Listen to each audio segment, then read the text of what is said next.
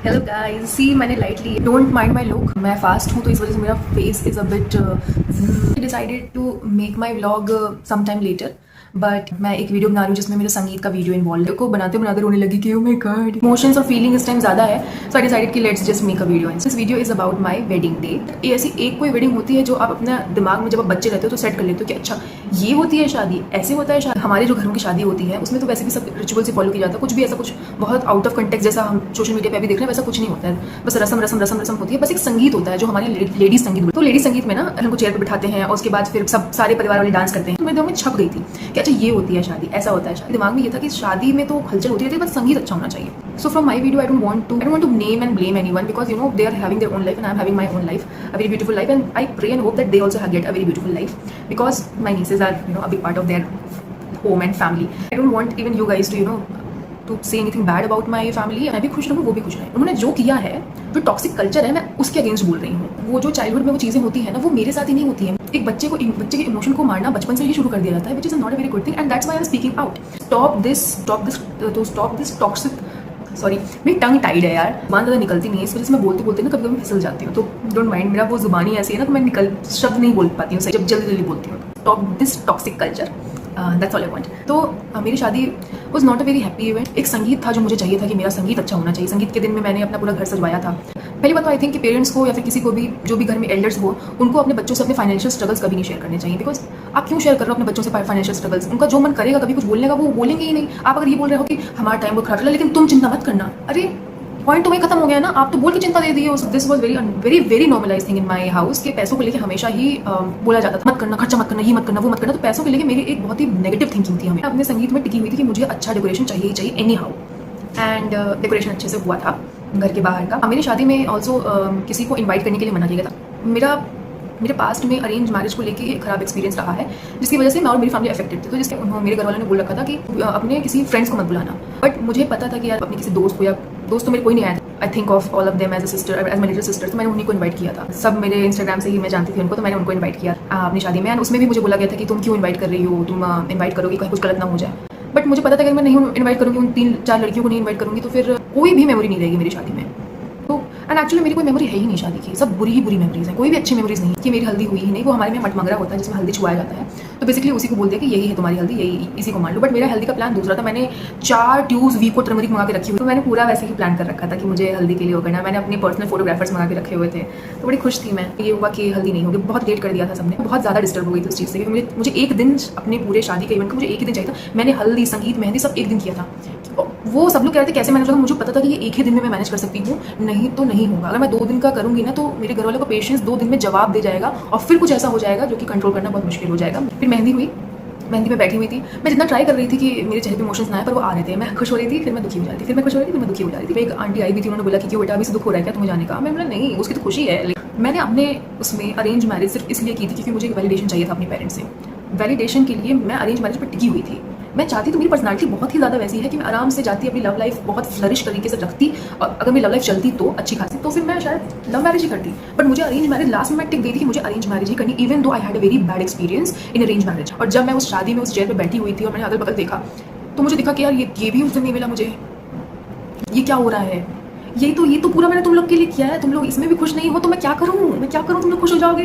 क्या करूँ जो तुम लोग मुझे गले लगा के बोलोगे कि वेरी गुड बेटा, very good, so proud of you. चलो कुछ नहीं, कुछ किसी चीज़ के लिए कुछ नहीं, कभी भी कुछ नहीं बोला। एंड मैं सोच रही थी कभी तो कोई आएगा यार, कभी तो कोई बैठेगा, बात करेगा मुझसे, एक बार तो बैठ के कोई बात कर ले यार।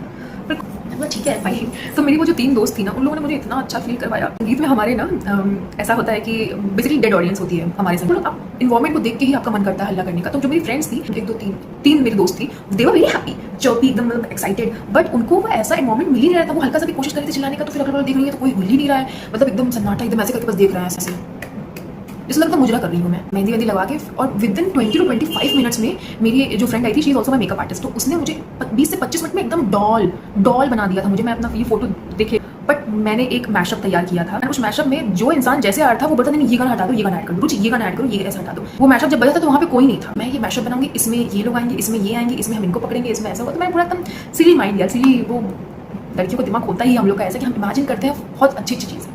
मैंने मेरे डांस के पहले से मुझे रियलाइज हो गया था कि ऐसा कुछ नहीं होने वाला है बहन, तुम वापस आ जाओ अपनी दुनिया में, जिस दुनिया में हो ऐसा कुछ नहीं होने वाला है। एंड पहला डांस था हमारा माई माई मुंडेर पे तेरे, तो फिर मेरा मन था कि मैं करूँ, मम्मी को उसमें इन्वॉल्व करूँ, तो मम्मी मेरी उठ के चली गई वहाँ से, इमोशनल हो गई थी वो। एंड इमोशनल हो गई थी, मुझे समझ में आता है, पर मैं डांस कर रही थी, मैं उन्हीं के लिए मैं कर रही थी, तो वो उठ के फिर कुछ देर बाद चली। मेरा 12-13 मिनट का डांस था, तो ज़्यादा करती तो मुझे बहुत जल्दी पसीना आता है, but I think with in 2 minutes of my संगीत मेरी मम्मी उठ के चली गई। अब वो काम की वजह से था या फिर वो इमोशनल हो गई थी, जो भी था, फिर वो वापस नहीं आई।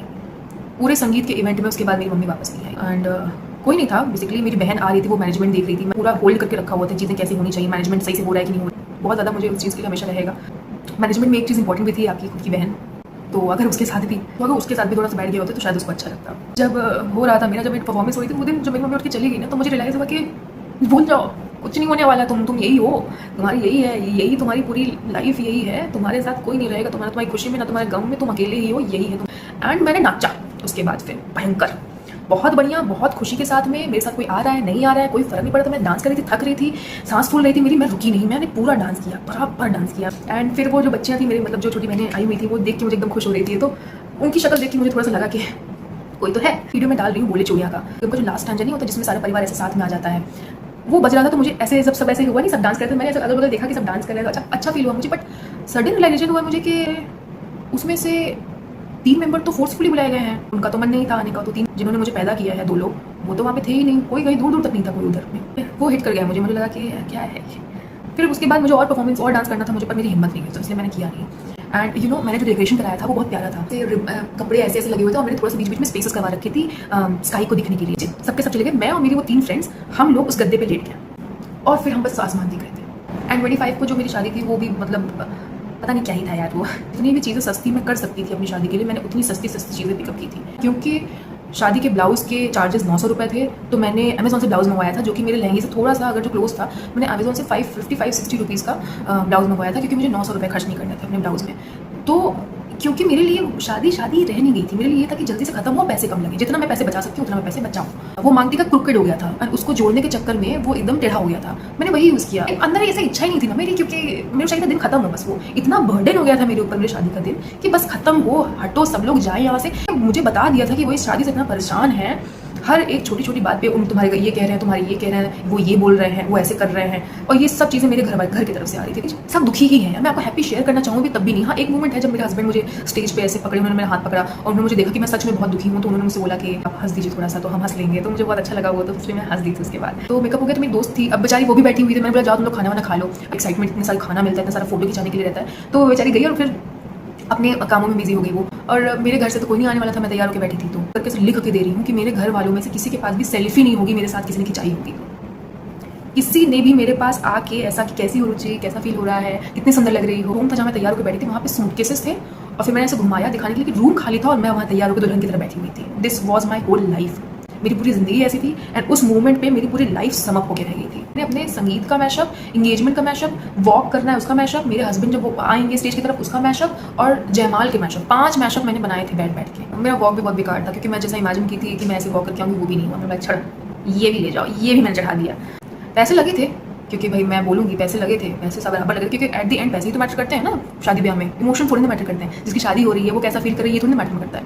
ये बोलेगा कि तुम्हारे माँ बाप ने इतना पैसा कमा के तुम्हारे लिए तुम्हारी शादी कराई, तुमको ये नहीं दिख रहा, तो हाँ मुझे दिख रहा था, क्योंकि मुझे सिर्फ वही दिख रहा था, मुझे और कुछ नहीं दिख रहा था। तो ओह माय गॉड, मेरे लिए बहुत हैवी होने वाला है ये चीज़। मेरे स्टेज की कोई फोटो देख लेगा ना, तो उसको लगेगा कि मैं इनको, फिर उसके बाद फिर जो केसेस चल रहे हैं आजकल, उसके बाद सबको ये लगेगा कि ये तो पक्का अपने पति को मारेगी। मेरा ऐसा मुंह बना होता है एकदम। जितने अनजान एक लड़का एक लड़की होते हैं एक शादी में, उतनी ही अनजान दोनों की फैमिली भी होती है। लव मैरिज में कम से कम लड़का लड़की चाहते हैं एक दूसरे के साथ, मतलब समझाने की कोशिश करते हैं परिवारों को, बट हम तो खुद ही अनजान थे। हम लोग जो परिवार के बीच में हो रही थी बातें, कुछ भी चीज़ों को लेके, my husband never asked for dowry या फिर कुछ भी, ऐसा कुछ भी नहीं, बट जो कुछ रस्में वस्में होती हैं उसमें भी दिक्कत हो रही थी। मतलब किया सबने सब कुछ किया, लेकिन प्रॉब्लम्स हो रही थी सबको। And because I come from a very strict mindset के शादी हो रही है, तो लड़के वाले अगर लड़की वालों को हल्का सा भी ऐसे सप्रेस करने की कोशिश की, तो मैं तड़ाक से उठ जाती कि तुम कौन होते सप्रेस करने वाले। तो वही था मेरे अंदर में भी। तो जब मेरे घर वाले मेरे पास ले लेके आ रहे थे कि तुम्हारे ये कर दिए हैं, अब देखो ये कर रहे हैं, अब ये बोल रहे हैं, तो मेरे दिमाग में खटक रहा था, बार बार खटक रहा था कि तुम लोग, और मैं बार बार इनको फोन करके ये क्या कर रहे हैं, आपको कैसे मान रहे हैं, मैं बार बार बोलने की मत करिए। एंड सुन रहे थे ये सब चीज़ें हो रही थी, जब मुझे बता रहे थे कि तुम्हारे में ऐसा ऐसा ऐसा ऐसा है, ये कर रहे हैं वो कर रहे हैं, मेरे मन में डर बैठ रहा था कि भाई ये लोग क्या करेंगे बाद में। दिमाग में इतना डर था, इतना वो था, बट मैंने अपनी लाइफ सरेंडर कर दी थी महादेव को। मैंने बोला कि महादेव जो होगा जैसे होगा देख लेना, अगर नहीं होगा अच्छा तो हम आपके पास आ जाएंगे, यही था बस। मतलब पहली बात तो ये चीज़ें शेयर नहीं करनी चाहिए थी मेरे घर वालों को, पर वो शेयर किए ही जा रहे थे। मैं पूरा शरीर थक चुका था उस टाइम पे। एंड देन हमारी शादी हुई। पूरी शादी भर में अपने साथ अकेली थी। अचानक से उसके सामने सारे रिलेटिव सब कुछ आ गए थे। अच्छा लगा मुझे देख के, काफ़ी रिलेटिव्स को मेरे देख के मुझे अंदर से खुशी होती है। पता नहीं क्यों, एक हमने कभी अपनी बात नहीं की है, पर मुझे अच्छा लगता है उन लोग को देखना। सिंदूर में भाई साहब होली खेली थी उन्होंने, होली उनसे उन्होंने पकड़ा और पूरा ऐसे ऐसे 5 बार उन्होंने पोत दिया और पूरा मेरा ऐसे पूरा मांग पूरा भर गया था। पता नहीं क्यों होता है हमारे इंडियन वेडिंग्स में कि जैसे सिंदूर लगता है ना, पता नहीं कैसी लड़कियां और सुंदर लगने लगती है। तो मेरा जो पूरा चेहरा उतरा हुआ था पूरी शादी के टाइम पे, जैसे सिंदूर लगा चमक गई मैं, तुरंत मैं चमक गई, पूरा मेरा फेस चेंज, सब चीज़ ग्लो आ गया। उसके बाद फिर हम अंदर गए और मैंने इनके लिए गाना गाया था। ये इतना बेकार गाना गाते हैं। इनका गाना गाने का पर्पस ये होता है कि लिरिक्स को कैसे खराब कर सकते हैं। तो इन्होंने बराबर लिरिक्स को खराब किया था। कौन सा गाना गाया था? याद दिला दो। हमको मिल जाएंगे इन्होंने तब भी गाने रिपीट किए थे इसी गंदे आवाज में। फिर हमारी विदाई होनी थी लगभग 2 दिन बाद मेरी विदाई होनी थी। रात भर जगी रहूं तो नींद आती, पर मुझे नींद नहीं आ रही थी, इंसोम्निया। मैं डिप्रेशन के टाइम से ही मैं अपने रूम में बस पड़ी रहती थी अकेले। एंड आदत हो गई थी मेरे अकेले रहने की। एंड मेरी शादी के बाद में भी मुझे सेम एक्सपीरियंस मिला कि मैं बस पड़ी हुई थी। मैं बाहर गई, बालकनी में बैठी हुई थी। मैंने एक वीडियो रिकॉर्ड किया था एंड बाय बोलने के लिए बनारस की। मैं अकेले पड़ी हुई थी, कोई नहीं आया मेरे पास में, मेरे घर में से बैठ के बात करने के लिए। तुम कैसा फील कर रही हो, तुम्हारी नई जिंदगी चालू हो रही है, तुम ये करना, तुम वो करना, तुम ऐसे रहना, तुम्हें यहाँ की याद आएगी नहीं। कोई भी एक इमोशनल मोमेंट नहीं था, एक भी पर्सन नहीं था। मतलब मैं एक्सपेक्ट कर रही थी कोई तो आए, कोई तो आए। मैं हमेशा अपने बचपन में ना, जब मेरा कुछ ऐसा बहुत तो हमेशा डोर देखती रहती थी कि अब इस डोर से कोई आएगा और मेरे साथ बैठ के बात करेगा। मैं बहुत छोटी थी, 8th क्लास में, तब से मैं देखती थी इस डोर को कि इस डोर से कोई आएगा और फिर मुझसे बात करेगा।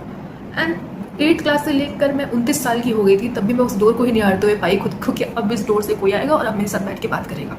फिर मेरी विदाई का समय आ गया था।